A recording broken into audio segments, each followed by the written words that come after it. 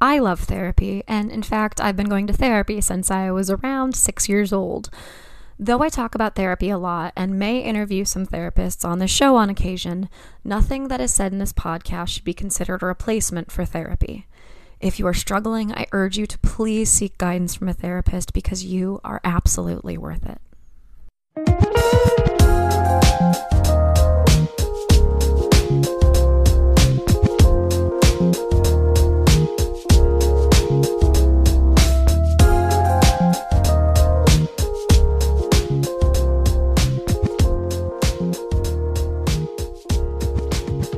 Hello everyone, you are listening to Wine, Dine, and 69, a podcast about dating, relationships, sex, and self-love.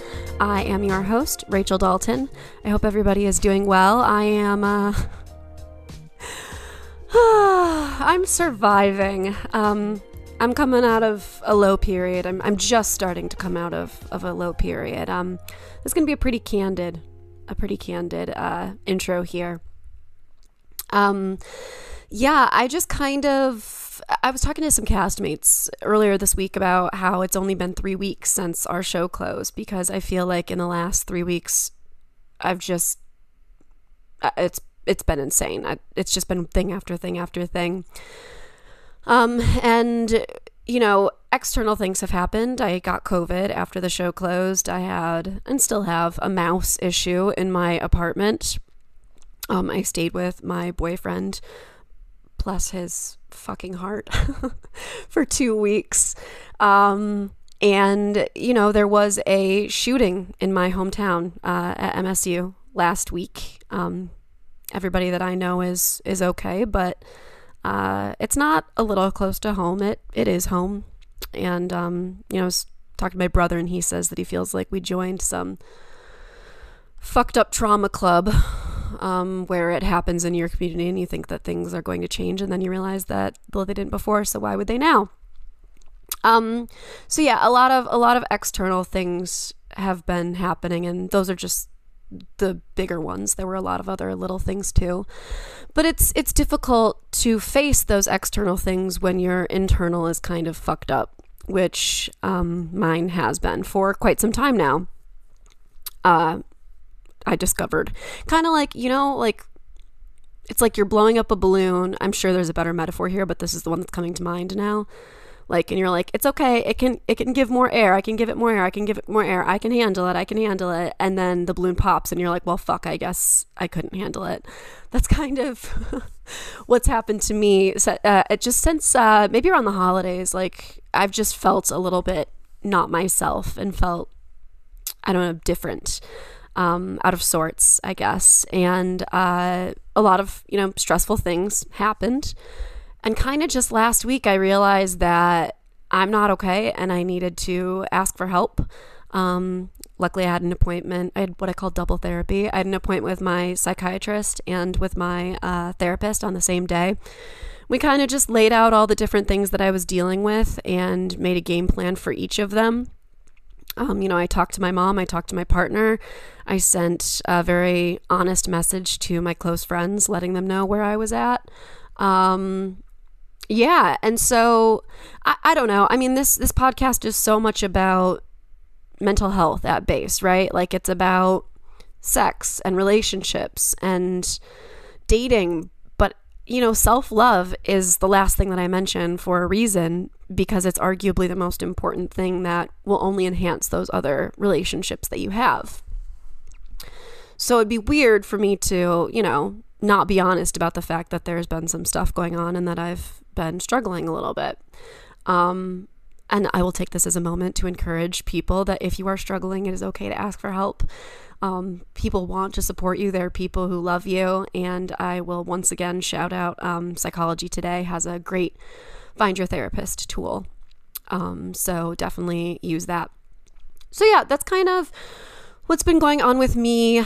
Just kind of trying to find some sort of equilibrium. I feel like the last, again, since the holidays, so, 2 months now, I guess, has kind of I felt a little destabilized, and I'm just kind of trying to get back to a more even place so I can tackle these things head on instead of avoiding them, which is kind of what I was doing for a while. So Yeah, well, that's what's going on with me. But let's talk about. I'm not really going to get into any articles or anything here.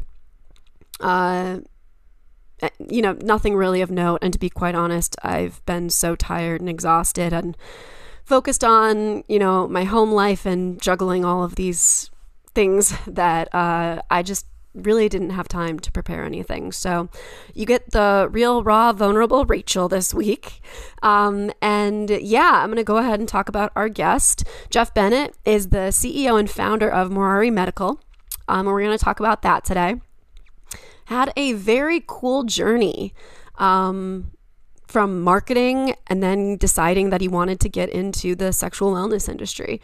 So we're going to talk a little bit about sexual dysfunction, and you'll recognize very quickly that neither of us really like that word. We'll talk about some sex statistics. It's difficult to say. Some sex statistics. And he's going to talk about the MOR patch, which has been touted in the media as a patch for your taint, which is simplifying it, but we'll get more into it in the episode. But I've never heard of anything like this, and I'm really excited to see where this goes, because I think that it will be beneficial for a lot of different people. The Morari Medical WeFunder is active, and so I put the notes for that in the episode notes, so definitely head on over there and check that out. And I also have links for where you can follow Morari Medical and the progression of the creation of this patch, so that you can figure out when it is going to be commercially available if it's of interest to you. So with that, I'm going to go ahead and cut to a quick commercial break, and then please enjoy my conversation with Jeff of Morari Medical. So CBD is great, right? Sex is great, right? Okay, so what happens when you put the two of them together? What you get is Honeypot CBD infused personal lubricant. Created by a couple who is wonderfully in love, Dennis and Jesse, Honeypot is the perfect lube to level up your sex life. They also have an intimate romantic massage oil to get you revved up and started called Romantic Escapades. You're definitely going to want to try these products. This wonderful couple put a ton of work into them. And if you want to learn more about them and their story, you can go ahead and visit that episode. Episode 59. Wouldn't it be great if it were 69? It really would have been. Oh, well. Anyway, give Honeypot a try, give Romantic Escapades a try, and let me know what you think. You can go and learn more about them at fantasticescapades.com.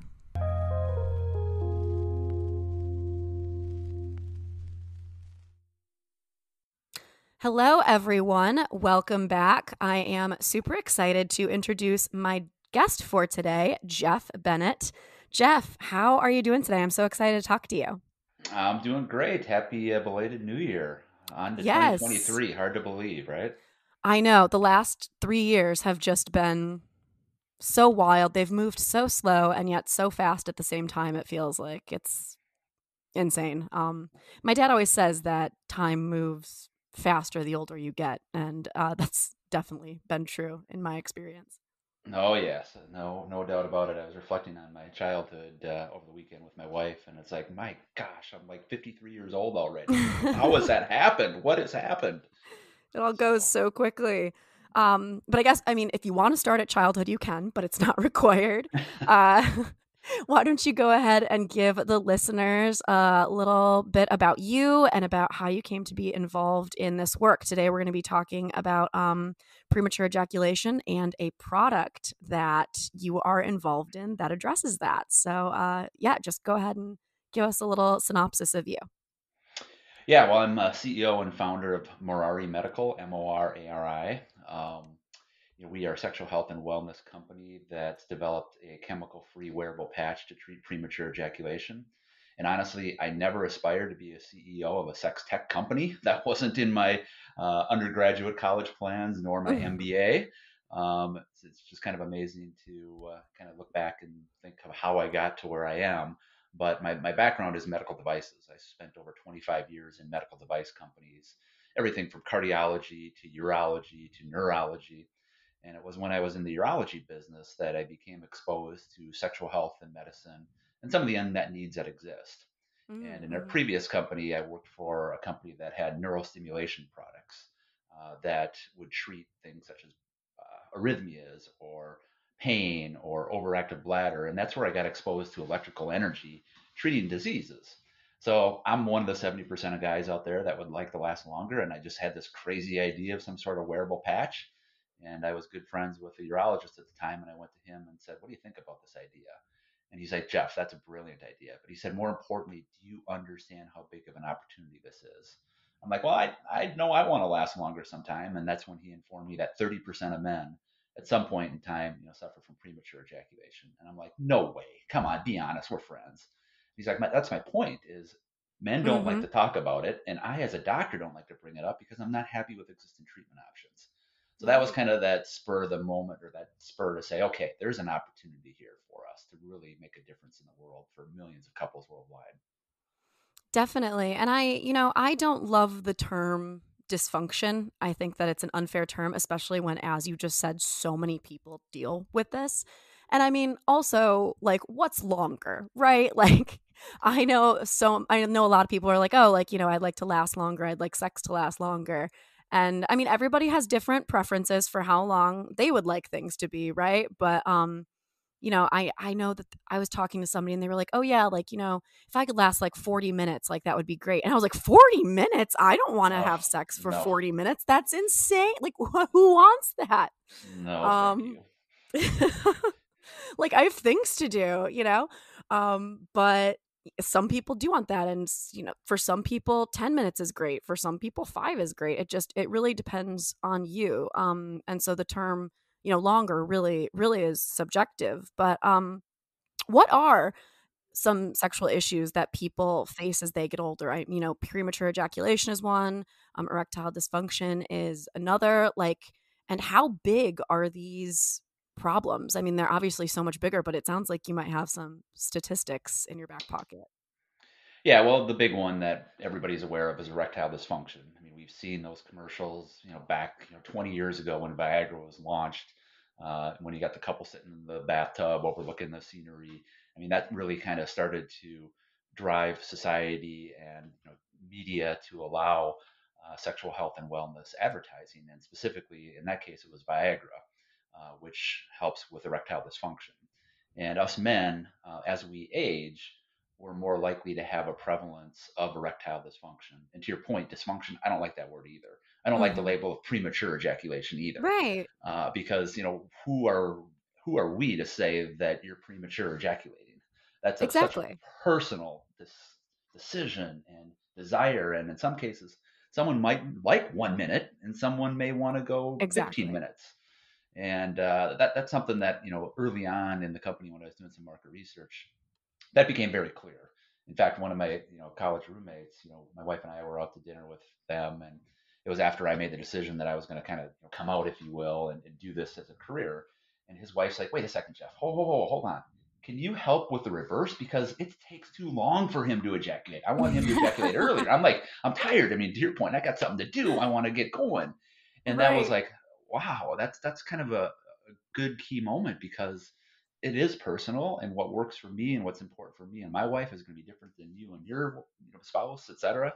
And what we're trying to do within the company is not attach a label, because our market research suggests that men that suffer from this, they don't want to be told they have premature ejaculation. They know. They want to Mhm. be have hope that there's something else, something new that can help their personal situation as well as their relationship. So completely agree. Dysfunction, bad name. But yes, so erectile dysfunction, the older we get, the more prevalent you have it. But premature ejaculation, on the other hand, if you look in the medical literature, it doesn't matter what age group you're in, whether you're a 20-year-old or a 50-year-old versus a 60, roughly 30% of men meet that medical definition of premature ejaculation. Sure. So I thought that was pretty interesting. And then as us men age, we just lose that ejaculation intensity that we once had, and you lose that amount of ejaculate.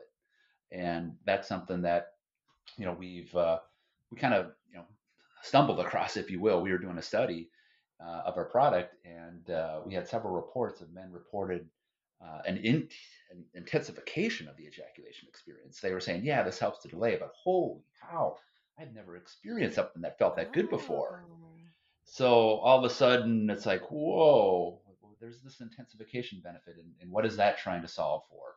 And for a guy that's 60 or 70, if they're kind of getting that dribbling sensation or they don't get that strong Mhm. of an ejaculation, Mhm. perhaps our product can help them intensify that. And there's a physiological reason of why that would happen, in men.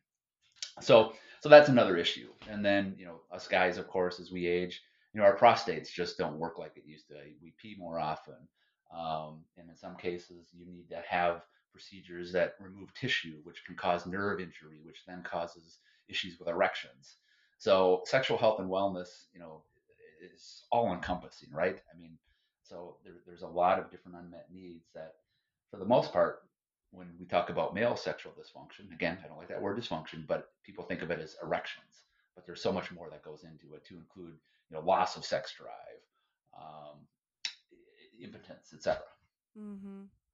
Yeah, and I mean, when you were doing the market research, because it sounds like you did a lot, which is great, when you're coming up with a product. But how did you broach this topic and talk to people? Because to your point, it's something that, um, people find embarrassing or don't want to talk about. Like, how did you get people to open up or to be more honest about their experiences? Yeah, we did it a couple ways. In person, what we found is you've got to joke about it, right? You've got to initially use humor. You got to make fun of yourself, make fun of the situation, and then once you kind of laugh about it, joke about it, then people's guards are down and they're willing to share a lot of information. And that was one of the surprising things for me is, I grew up in a Midwestern town, went to a Oh, me Catholic too. college. Oh yeah, Yeah, I'm Michigan. a Minnesota guy. I'm in Okay, Michigan, so we, another we round. both know what snow is, right? Yes. So went to a Catholic college, and just we just didn't talk about sexual health and wellness, and certainly in my family, but also within my friend network. But then, once I realized with this company is that if you joke about it and you allow that conversation to happen, people are willing to share a lot of information, and they're willing to want to continue to talk about it. And in some cases, it's like too much. I'm like, okay, I don't really know you. I don't feel that comfortable knowing all this information about you, but I'm glad you feel comfortable with me because it just makes that job a little bit easier for me. Yeah, and it's good to know that like somebody who may have been carrying this heavy burden, that they feel comfortable enough and, you offering to be that safe space to listen through your research is giving them a chance to kind of unload, as it were. Exactly. Unload in a different way, Yes. right? Emotionally unload. Emotionally unload. So yeah, so that, I mean, that, in person conversations, it was breaking that ice through humor. And then we've done a lot of survey work, whether it's Survey Monkey. We actually partnered with the University of Minnesota Carlson School of Management with MBA interns to do some quantitative and qualitative research with both men and women. And we did a survey with women, and we asked a number of questions. And one of the questions was, ideally, how long do you want your partner to last before an ejaculation? And on Ooh, what's the average, answer? Yeah. well, what do you think? What would you think the answer is? My personal answer would Well, be like, personal and yeah, I think that most women would agree that I want foreplay to last double the amount of time that actual penetration lasts. okay. So I would say I want penetration to last anywhere from, let's say, like 8 to 10 minutes. You are good. It was 8 minutes. 8 minutes. Eight Okay. minutes. 8 minutes. Yep. So that was very insightful for us and very telling in terms of the opportunity, right? I mean, as I started this company, it was about premature ejaculation. It was about the guy, but then I very quickly, after the research, realized, well, this is a partner issue as well, and maybe more of Mm. a partner issue because the partner's ultimately not being satisfied, and not that penetration alone is going to be able to get your partner to orgasm, because it's what, roughly 20% of women are going to Yeah. orgasm through penetration alone. So that's not what we're trying to say. We're trying to Right. say that more penetration can help your partner to that orgasm, but it shouldn't be viewed as, in and of itself, that's all that's going to happen. Well, and at the end of the day, penetration is like the most intimate form of connecting that you can with a person, right? So, like, if you want to feel emotionally close to your partner, like, how much closer can you get than having them inside of you or being inside of them, right? Like for me, that's more what it is. Interesting. I've never heard it positioned that way. I like that. Yeah, it's Yeah. that intimacy, right? It's and that Hmm. intimacy is that connectedness, that closeness. Yeah, I Makes mean sense. the orgasm, I mean, maybe not all women are like me, but the orgasm is secondary to just feeling like I'm having fun and connecting with my partner. Yeah, very cool. So yeah, so that I mean that research kind of put us down this path of okay, what is the market opportunity? And it's those 30% of guys that can't last more than a minute or two, but it's also that another 40% of men in our market research that either they or their partner want to last longer, and maybe the guy is able to last 4 minutes. They don't meet the clinical definition of premature ejaculation, but their partner's looking for 8 minutes. So you've got a gap of 4 minutes there. Our Mm-hmm. product can help that population as well. So all of a sudden, the market isn't, we're not looking at it as premature ejaculation versus not. It's the people that are just looking to last longer so that they can ultimately provide more satisfaction for their partner and trying to set expectations that if you are hoping that you're going to put this patch on and go from 1 minute to 10 minutes, not going to work. Sorry, Mm-hmm. and I don't want your business if that's what you're trying to accomplish because ultimately it's about satisfaction. Maybe over time you can get that far, but if you put the patch on for the very first time, you're probably not going to have the position right. You're probably not going to have the settings right because everybody responds to electrical energy differently. And you need a series of events and intercourse events where both you and your partner experiment with different settings to figure out what works for you and get you to that point that you're hoping to get to. So it's really about expectation management that we want to do when we launch a product because if we fall short of that, we just lose that repeat business and there goes our business model. Yeah, no, absolutely. I mean, the it's all it's another form of like the pleasure gap that you're talking about, right? This gap between like 4 and 8 minutes.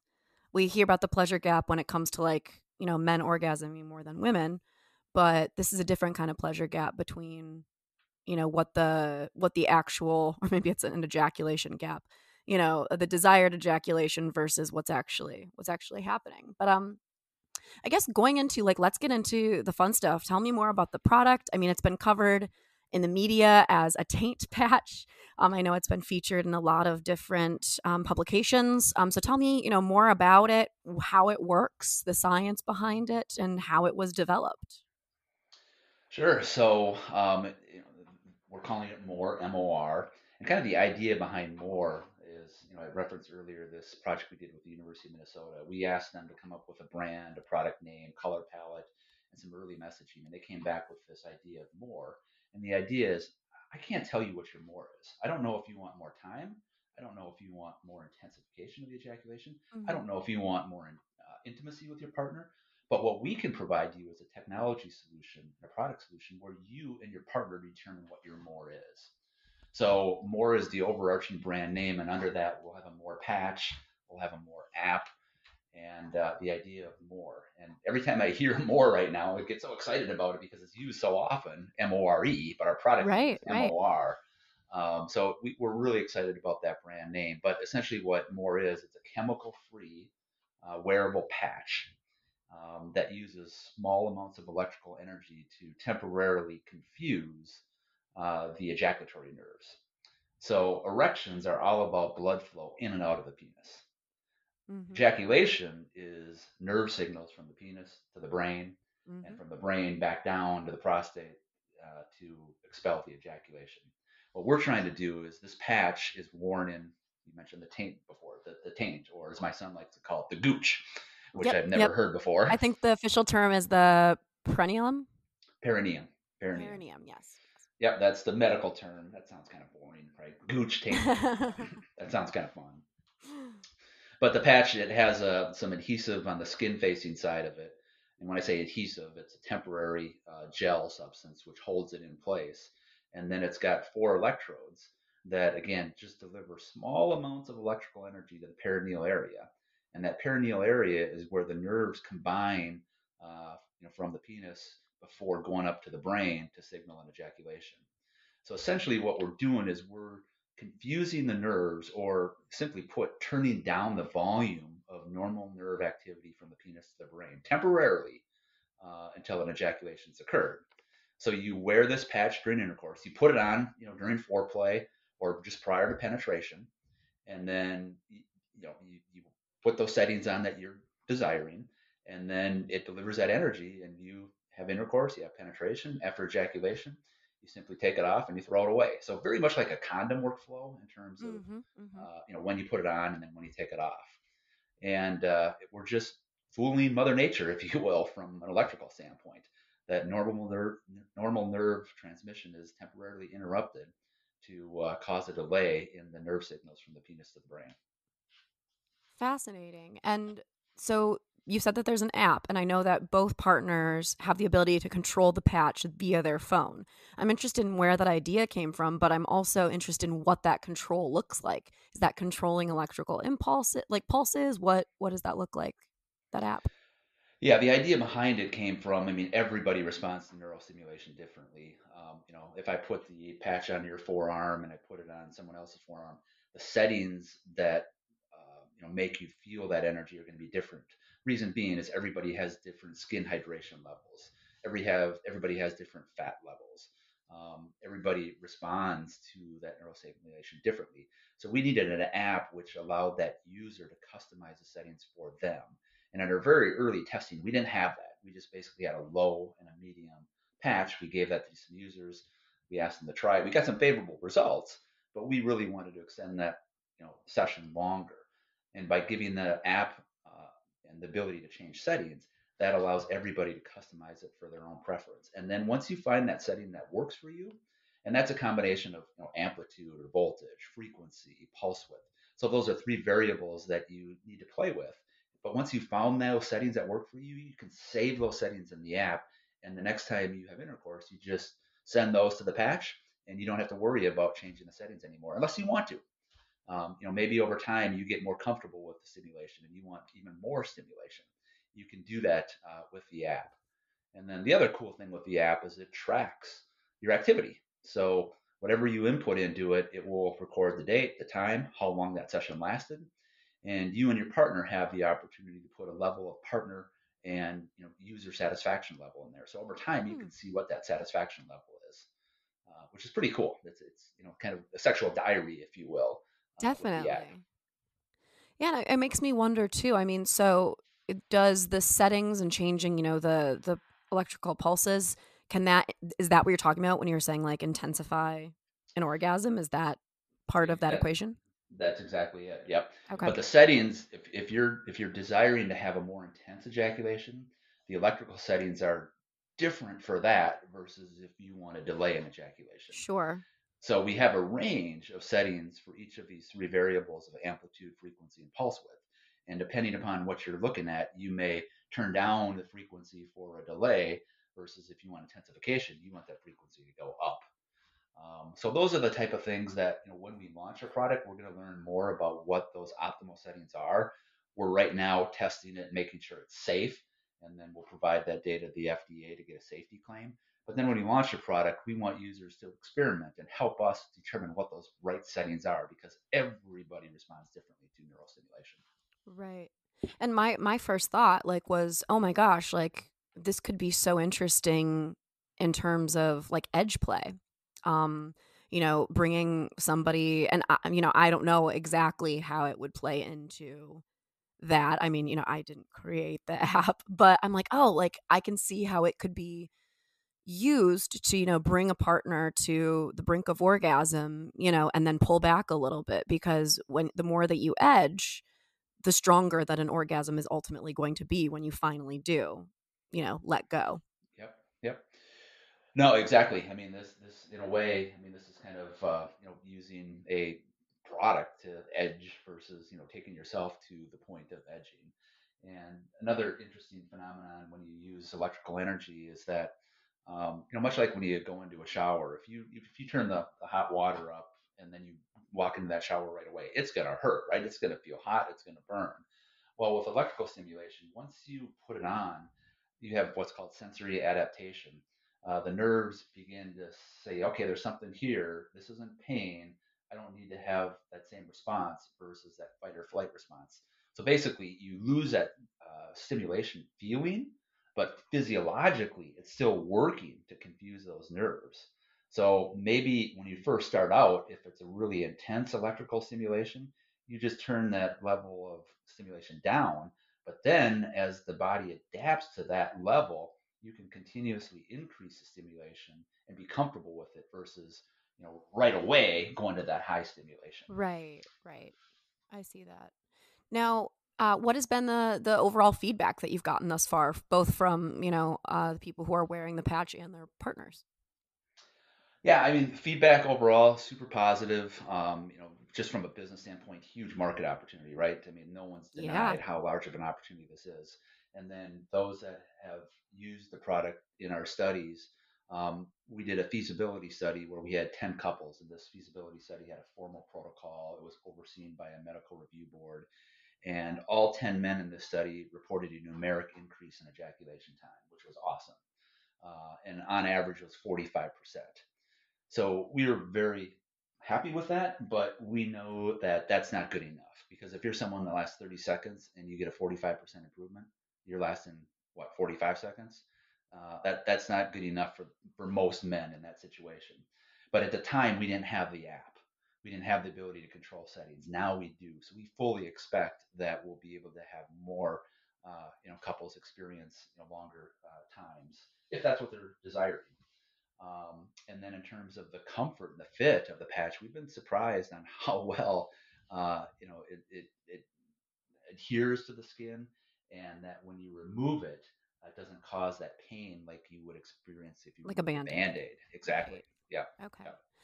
And so is the patch, is it the same patch that you reuse, or is it a different patch every time?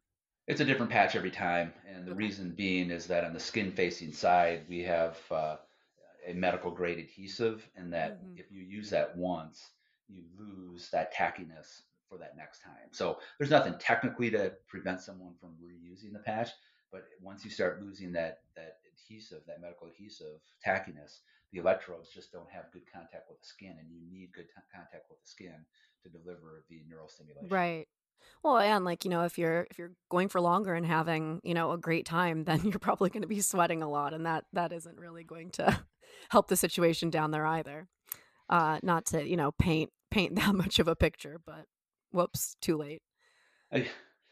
Yeah, well, and that's actually something we found that it actually holds very well in a wet environment. In fact, this past year, my daughter, who's now at college, and my wife and I are empty nesters, we went on a spring break trip, and I decided to put the patch on before going into the pool. I didn't have the electrical energy set up on it, but I just wanted to test the patch adhesion when I was in a pool swimming, and I was in the pool for 40 some minutes.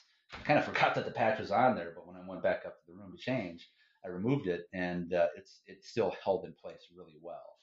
Oh, go figure. So yeah, so it's I think we've not I think I know we spent a lot of time trying to find this right balance of having an adhesive that holds well but isn't painful to remove versus something that's painful to remove.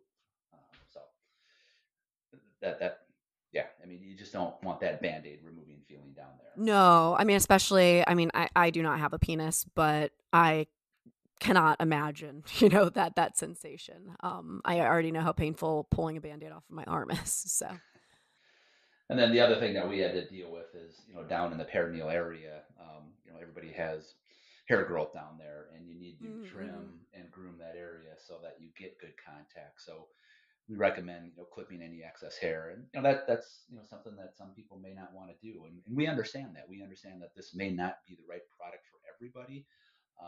We're going to have a BMI limitation, body mass index limitation. Mm-hmm. If you're 250, 300-pound person, you've got a lot of fat down there, and the fat is an insulator.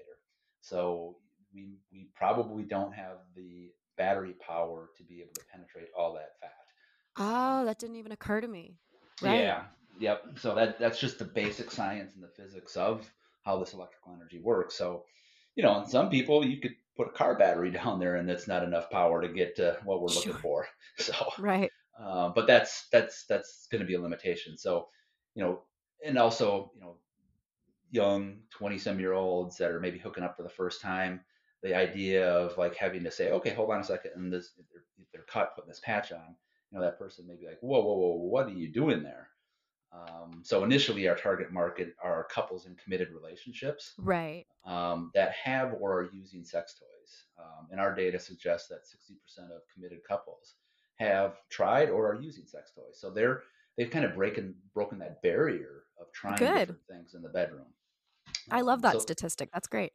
yeah, I was a little surprised by that, but I think that number is only going to be growing. I hope so. Given platforms such as what you're doing and others to normalize sexual health and wellness. Definitely. Well, I guess I'm curious about like, you know, you obviously have this very creative idea where it is to my I mean, I've heard of like, delay wipes or delay sprays, but this is like the first of its kind that I have ever heard of.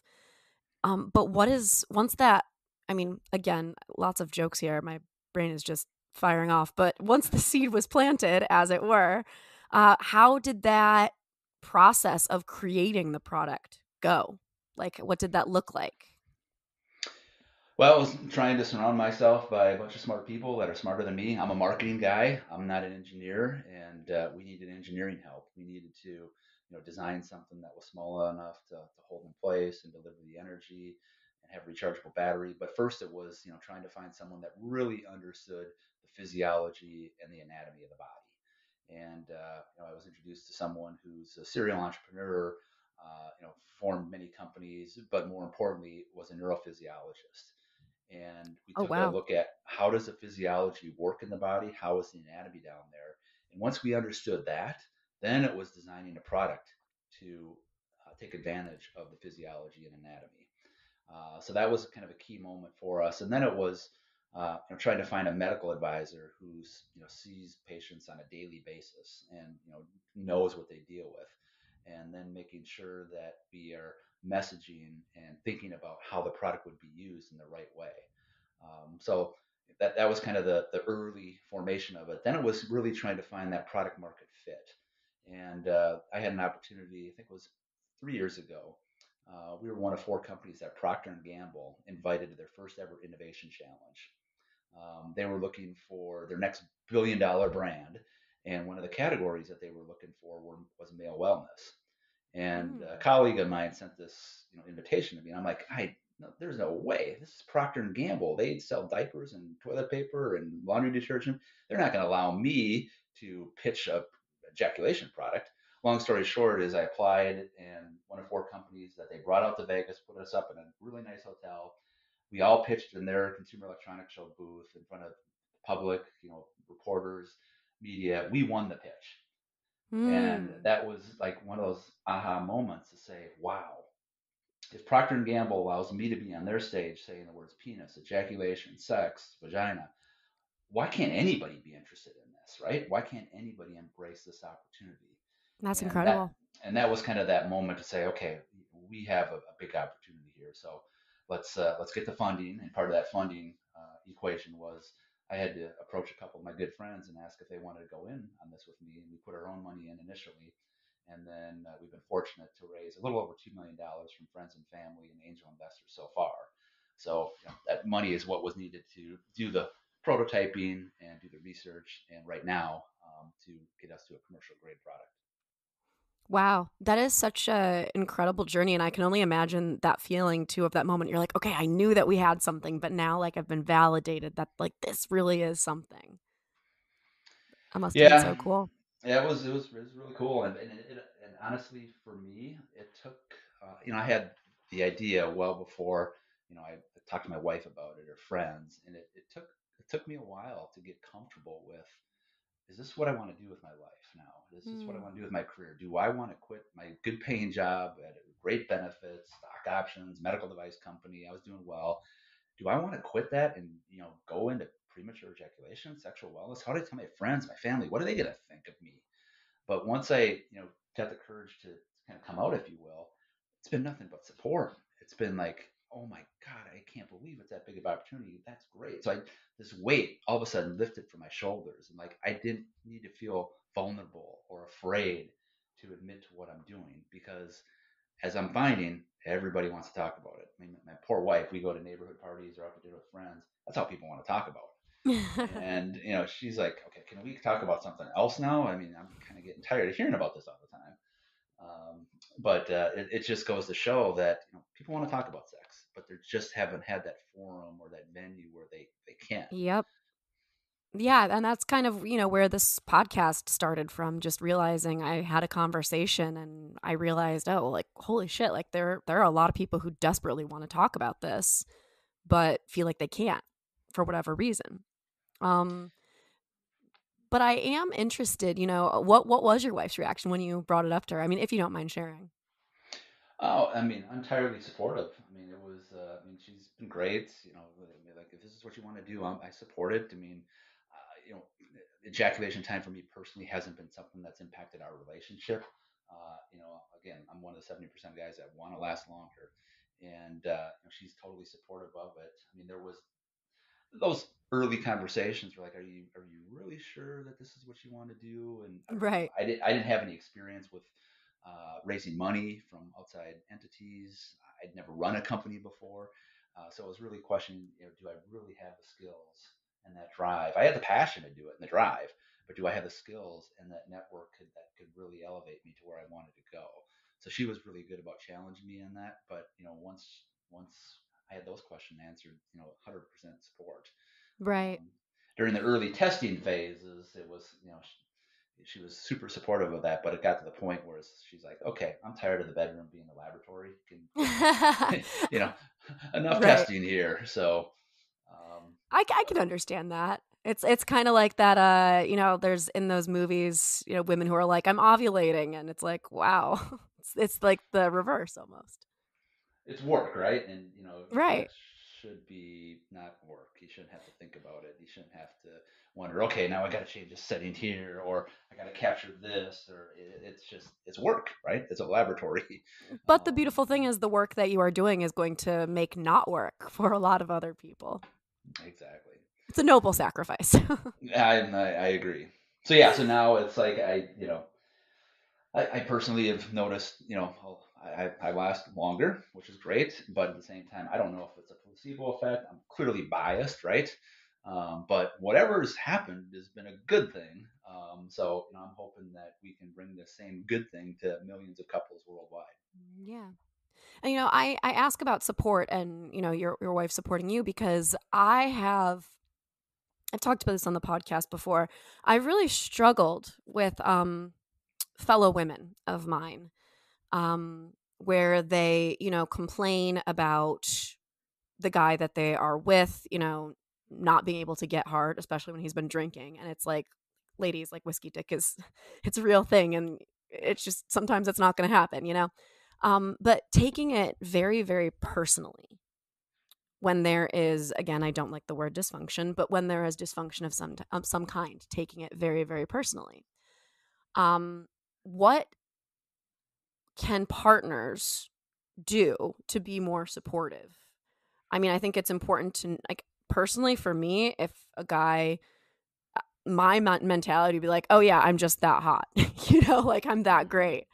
But like, what can partners do to be more supportive if their partner is struggling this, especially if their partner like verbalizes to them and is able to be vulnerable enough to come out and say, this is something that makes me really insecure. Mm-hmm. Yeah, that's an outstanding question, and I think the basis of that is kind of that performance-based culture that we're in, right? It's Yeah. you got to perform, and you're the haves or the have-nots, and that translates into the bedroom, right? And I think men in general are, whether it's porn, whether it's society expectations, there's this belief like I've got to last longer, I've got to stay hard until I get my partner to an orgasm. Well, that's just wrong, right? We've got to do a better job of educating people that Yep. the biology, the physiology of women, you need to really understand that of the female perspective because it's just not going to happen. I mean, for 20% of people, maybe, but the rest, that's not realistic. Right. The realistic is, to your point earlier, it's increasing that foreplay either before or after an intercourse event. It's all the things leading up to foreplay. The that day, how you smell, how you look, how you talk to each other. Foreplay starts the moment that the last sex experience ended. Exactly. Now, as a guy before this, I didn't appreciate that, right? I did absolutely not appreciate it. If I had a bad communication day or my wife and I didn't agree, I, at the time, I didn't realize how impactful that is on your sexual relationship. But now, after research and interview people, I realize that it starts way before that foreplay event, right? So Definitely. how do you educate people that you need to look at the whole, right? And the penetration is just one piece to that overall experience. And I think that's where partners can help their male partner um, on what they're looking for and setting those expectations. Like you can think that you're going to be able to get me to orgasm through that, but no, I'm not. I don't want that. To your point earlier, I don't want someone to penetrate me for 30 minutes or 20 minutes or 10 minutes. I'm not looking for that. Here's what I'm looking for. I'm looking for Right. an orgasm. I'm looking for an experience. But penetration is just one piece of that overall puzzle. And and I Exactly. and I think the partner I don't know how to put it, but not go buy the product for them or educate them, but somehow hint to the partner that hey, I'm here for you. I want help too because this you lasting longer or us together lasting longer is going to overall improve our relationship and our sexual health. So how can I be of help? I don't want you to be embarrassed if you want to try a product. Because that's I think one of the barriers that exists with many couples is their hesitancy to maybe be embarrassed to admit that they want to try something, but be open to Yes. trying new things. And the 60% number I gave you earlier, if that's really true, there's still roughly half of people out there that haven't tried sex toys or aren't using them, and why not? I mean, Oof, yeah. I they're mean, you're aids. missing out. Like people who have vaginas being penetrated at the same time that you're being stimulated clitorally, it's you're not going to get any better than that. It's all downhill from there. So, Well, I'll take your word for that, but I've heard that from many others as well. So for sure, and that's it's another tool in the toolbox, right? I mean, you build a house, so you work on a car, you need different types of tools for a given job, and orgasm, ejaculation. Everybody's anatomy is different. Everybody responds to stimulation or vibration differently. So um, you know, you got to be absolutely. open to trying different things. Well, and in addition, I've realized a lot recently that in addition to the physical aspect, there's a lot of these mental and emotional blocks that can come along with issues like that. I mean, do you mind taking a minute to like kind of talk about that mind body connection and how does the product kind of play into that? Do you think it just like helps with confidence, which can kind of push through some of those mental blocks? Yeah, I think if you look at it from both a male and a female standpoint, from a male standpoint, it can really help with that mental anxiety that a guy may have, right? If you're new in the relationship and you've experienced early ejaculation, that's always going to be in the back of my head, like, oh my gosh, if we go have sex, I'm going to ejaculate early. She's going to be disappointed. You gotta kind of remove that somehow, some way. That in many cases, that partner's not looking for that long period of time. They're looking for that Right. whole experience that we talked about. So, it's level setting your mind and thinking about it differently from a male perspective, I think, is super important. And then if you've got that willing partner or supportive partner, I think mentally that just eases a guy's brain. Like, okay, I was looking to do something that she wasn't necessarily desiring to have happen here. So it just kind of gets you at peace or at equal in terms of what your partner's goals are and desires. And then on the female side of things, what we know from a physiology and biology standpoint is that women have a lot more touch receptors all over their body. Hmm. And that's just an anatomy thing and physiology standpoint. That's why, in general, and I'm generalizing here, that women like massages more than men. There's Right. more touch receptors, and that touch receptor then releases oxytocin, which is a powerful hormone for females. And that release of oxytocin is just a general good feeling drug, right? It's not necessarily a sex thing, it just makes women feel good. and you feel good, then you sleep good. And if you sleep good, you react better, you have less stress. So, one of the female pleasure companies that I had uh, talked to a while ago, their messaging was around the use of these sex toys or vibrators. And by the way, I don't like the term sex toys. I don't like the term toys. I just think Hmm. that cheapens it. It discredits it. These are sexual enhancers, I believe. Toys, kids play with toys. I like that. Yeah. Adults, toys, I get it, right? But I just think it cheapens it. It causes society to look at it as not really real and credible. But I believe there's a ton of credibility, right? Because the use of these enhancement products on the female side of things, leads to better sleep, less stress, overall quality of life improvements. So I mean, it's going to be tough to change, the nomenclature out there from sex I toys know. to I was something like, you and else. I got to go in and just edit the entire lexicon of Yeah, sex not wording. going to happen, right? So I mean, there are the cheap stuff that's people aren't just gluing stuff together, but there are like legitimate studies and companies out there on the female side of things that are really gathering data to try to help with this, and they're not toys. I mean, these are almost medical device type products. So Yeah. anyway, I And got on they a are tangent there. expensive enough too. Yeah, exactly. I They're mean, not. Yeah. yeah, $200, $300 products. They're not toys. They're quality and high quality of life enhancers. Definitely. And I think too, something that I've been realizing a lot recently is how much pressure, I'm very much a proud feminist, and part of being a feminist is looking at how gender roles have done disservices to both of the sexes. And I've just started thinking of, I've thought a lot about women and our experience, but I've recently been thinking way more about men and the pressure, like to your point about performing, the pressure that we put on men about penis size, penis shape, how long can they last, you know, how talented are they with their fingers or their tongue? Like, there's so much pressure that we put on men in a bedroom setting.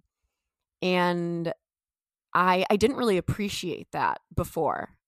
And thinking more about it, I wish that we could all be a little bit more aware of that, because I think we talk a lot about, women's issues in the bedroom and the orgasm gap and all of that. But I wish that we could talk more openly about, without it being like the red pill or whatever, like the true issues, that the burdens that men do have to carry. I mean, you know, there's so many jokes out there about women faking orgasms. And I think that so many men live in fear of that. They don't want to be the guy that a girl fakes an orgasm with. It's just a lot of pressure. And I think women need to do better, and we as humans need to do better. I completely agree, and I also think it's a cultural issue, right? I mean, Mm-hmm. for it to be an issue in the U.S., I mean, especially male sexual health, dysfunction, disease, call it whatever you want, in other regions of the world, whether it's the Middle East, the Southeast, Japan, that's a big issue in terms of that manhood, or where that male Exactly. stands in society, if their health, if they can't get an erection or they can't last long. That's a huge mental toll on that individual.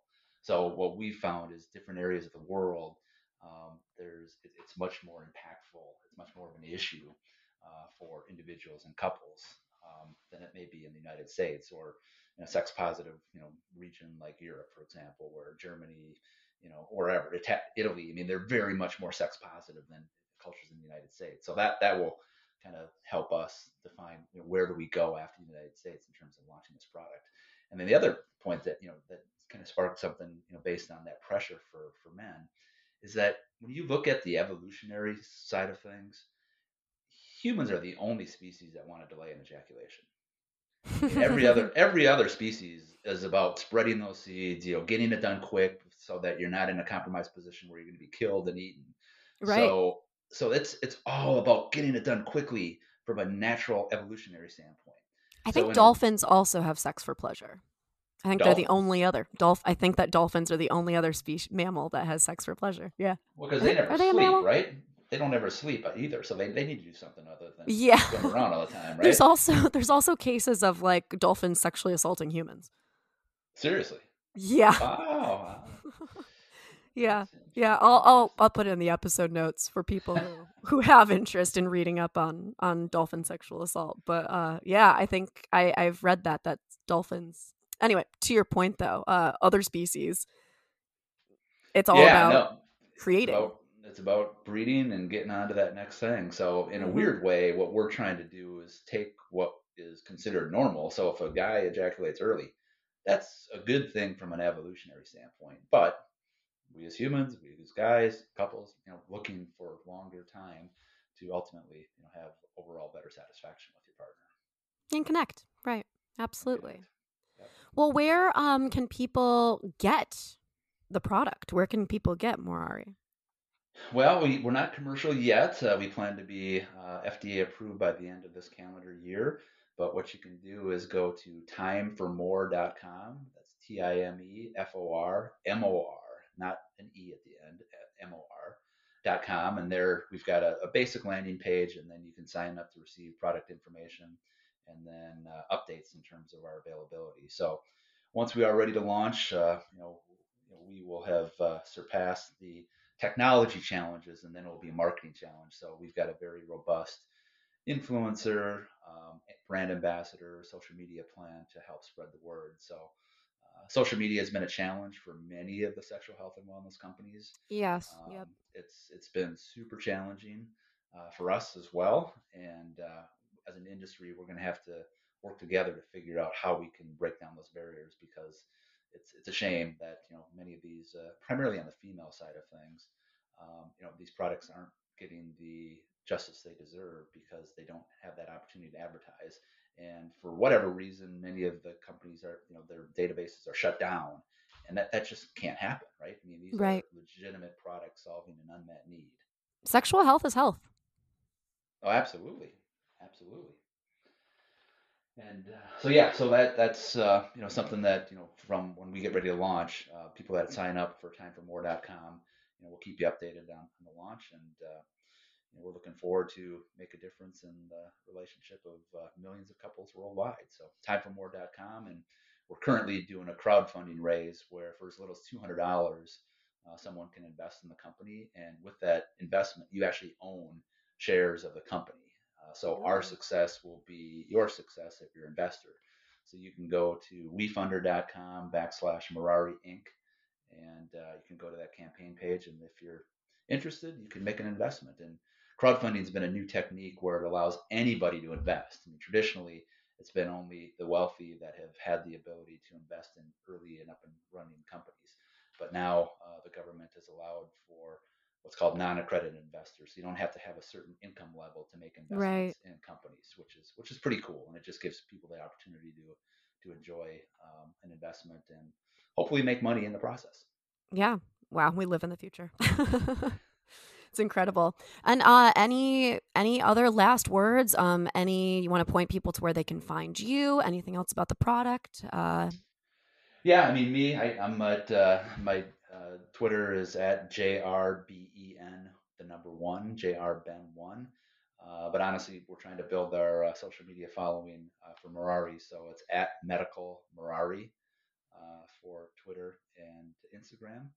And then we're just getting started with TikTok, and we're at Time for More with no E at the end of more. So appreciate people signing up to follow our journey. I can promise you it's going to be a fun journey. There's going to be some bumps in the road, no doubt. And part of what we're doing between now and the commercial launch of the project or product is setting those expectations, right? It's just Sure. education and it's expectation setting because we don't want someone to have a bad experience. Our first product will be what we call a starter kit. You'll get one reusable pulse generator and then 6 patches. And after 6 uses, if you're not seeing the desired effect, we'll give you your money back. But we Wow. also don't want you to buy the product if you don't meet the criteria that we'll lay out. And I mentioned that earlier about BMI index and some other factors that could contribute. So we want to make sure this is a good experience for everybody. And we need those repeat business, those customers. And Like I said, if you don't meet the criteria, we don't want you to order the product. Right. Yeah. Better to not be disappointed. Yep. Absolutely. Well, I am super excited to see where this goes. I've never heard of anything like it, and I think that it is going to be so helpful for so many people. So I'm excited to see where it goes over the next year or so. Yeah, as are we. So we appreciate the forum and what you're doing for the entire sexual health and wellness industry. It's people like you that are really taking that lead, that step forward to creating these forums for people to listen and feel comfortable that we need more of. So kudos to you and everything that you've done so far to help drive the conversations forward. Thank you. Yeah, and thanks so much for coming on and talking to me. I really appreciate your time and your expertise. I am super stoked. I'm going to follow you guys right now so I can keep up with everything. I love it. It's great. And again, thanks for the time. And Of course. stay tuned for more. MOR. Stay tuned for MOR. Amazing. More to follow. And thank you, listeners, for tuning in today. Be sure to follow everywhere that we outlined. And you have been listening to Wine, Dine, and 69. I am your host, Rachel Dalton, and let's keep talking.